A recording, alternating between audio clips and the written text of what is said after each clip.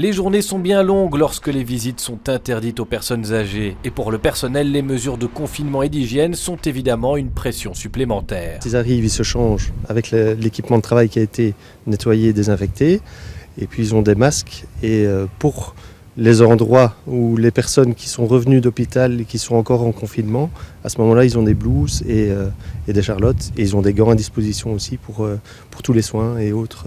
En Wallonie, des certificats de non-contagion sont imposés lorsqu'un aîné arrive en home. Ce n'est pas le cas à Bruxelles, où les entrées sont interdites, sauf si l'on revient de l'hôpital. Ils peuvent très bien, entre le temps où on fait le prélèvement et le temps où ils sortent, ils peuvent être contaminés par quelque chose. Donc le certificat de contagion, oui, ça réduira les possibilités.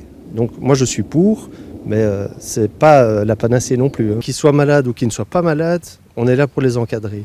Si à partir du moment où on détecte et qu'on essaye de savoir combien de pourcents de gens sont positifs, ma crainte serait qu'il y ait énormément de pourcentages qui soient positifs mais sans symptômes.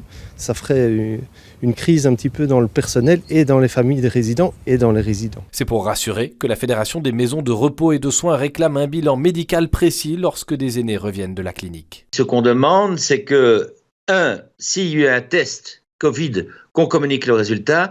2, qu'on renvoie des patients dans un état qui permet à la maison de repos de soigner la dépendance et non pas dans un état de pathologie critique. 3, des patients qui reviennent avec un état de température, un état respiratoire qui soit normal. Sur le terrain, on ne manque pas de matériel de protection, ni même d'idées pour animer les seniors, comme ici à Molenbeek, où l'on parvient à les faire danser avec le quartier, à bonne distance évidemment.